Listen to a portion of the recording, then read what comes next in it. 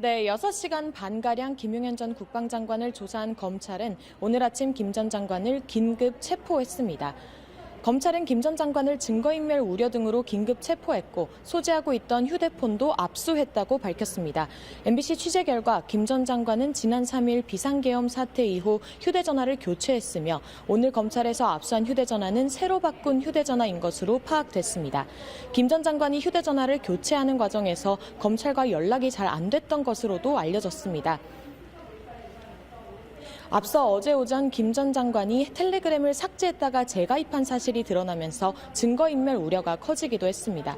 검찰은 오전 7시 50분쯤 김 전 장관에 대한 조사를 마치고 동부구치소로 이송한 것으로 확인됐습니다. 김 전 장관은 앞서 오늘 새벽 1시 반쯤 서울중앙지검에 출석했습니다. 특별수사본부는 그동안 김 전 장관과 출석 일정을 조율해온 것으로 알려졌는데요. 수사 개시 직후부터 김 전 장관에게 빠른 출석을 요구했는데 김 전 장관이 어제 오후에 오늘 새벽 자진 출석하겠다고 답한 것으로 알려졌습니다. 대형 로펌 소속의 변호인과 함께 출석한 것으로 전해졌습니다. 김 전 장관은 윤석열 대통령의 위임을 받아 이번 비상계엄 사태를 주도했다고 지목된 인물입니다. 윤 대통령의 충암고 1년 선배이기도 하고 군부 내 사주직이라고 비판받고 있는 이른바 충암파의 좌장으로도 꼽힙니다.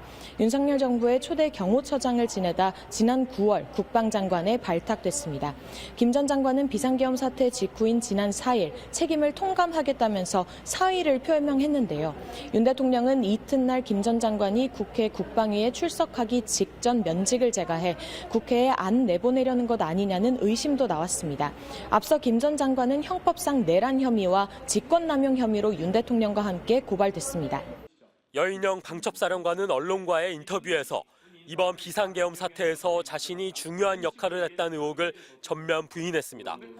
계엄 선포를 근무 중 TV 뉴스를 보고서야 알았고 주요 정치인들에 대한 체포나 구금 지시를 받은 적도 없다고 주장했습니다.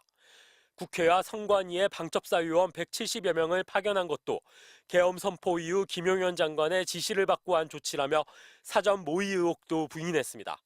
하지만 여사령관이 방첩사령부에 출근해 계엄과 관련한 증거인멸을 시도했다는 의혹이 제기됐습니다.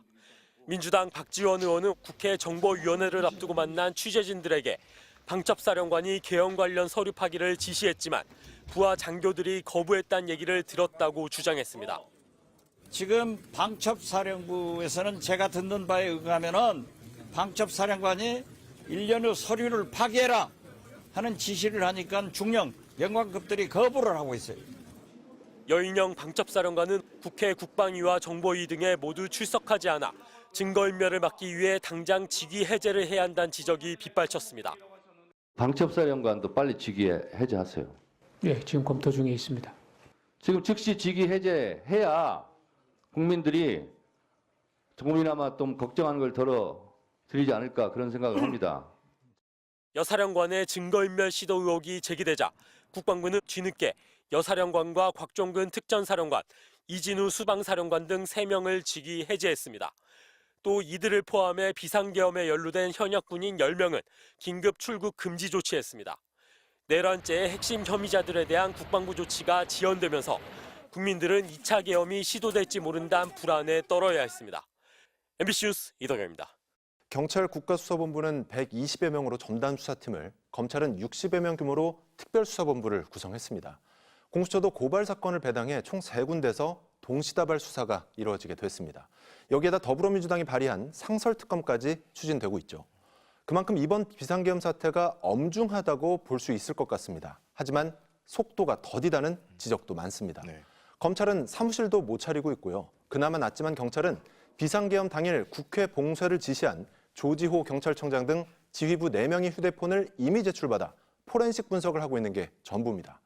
그런데 윤석열 대통령의 계엄 선포 직후 계엄군이 총칼을 앞세워 헌법기관인 국회에 난입한 모습을 국민들이 뉴스 특보를 통해 똑똑히 지켜봤잖아요. 증거는 차고 넘칩니다. 윤 대통령이 싹 다 잡아들이라며 주요 정치인들 체포를 지시했고 계엄군 지휘부에 직접 전화를 걸어 군 병력 이동 상황을 확인했다는 증언도 속속 나오고 있고요. 국회 입법조사처도 군사 반란을 일으킨 전두환의 내란 사건 판례를 근거로 헌법기관인 국회의 기능을 마비시킨 행위는 국헌 문란, 내란죄에 해당한다고 지적하기도 했습니다. 대다수 헌법학자도 내란죄에 해당할 가능성이 높다고 한 목소리로 말합니다. 이렇게 엄중한 사태가 없었던 것 같고 대통령이 무슨 싹 다 잡아들이라고 했다는데 사실은 그런 얘기가 많잖아요. 이 내란 사태의 주범들을 싹 다 잡아들여서 지금 긴급 체포도 하고 뭐 압수하고 다 조사하고 수사해야 되는 거 아니냐 하는데 사실 속도가 안 나고 있는데 이게 지금 뭐 김용현 전 장관의 경우에는 뭐 출국설까지 있었잖아요. 네, 시간이 없습니다. 오늘만 해도 김용현 전 장관 그리고 정진석 대통령 비서실장이 텔레그램을 탈퇴했다가 재가입했다는 사실이 드러났죠. 계엄 모의 정황 등이 남아있을 가능성이 있는 기존 대화방들은 아마 다 사라졌을 겁니다. 네. 그런데 이뿐만이 아니죠. 계엄 해제 당일 박성재 법무부 장관, 이상민 행정안전부 장관, 이완규 법제처장이 삼청동 대통령 안가에서 만난 사실이 뒤늦게 드러나기도 했죠. 네. 세 사람은 윤 대통령 측근이자 법조인 출신이라는 공통점이 있습니다. 수사나 재판을 대비한 것 아니냐는 의구심이 일었습니다. 뭐 특히 뭐 이상민 행안부 장관도 있고 아까 박성재 법무부 장관도 있고 그 아래 뭐 검찰과 경찰.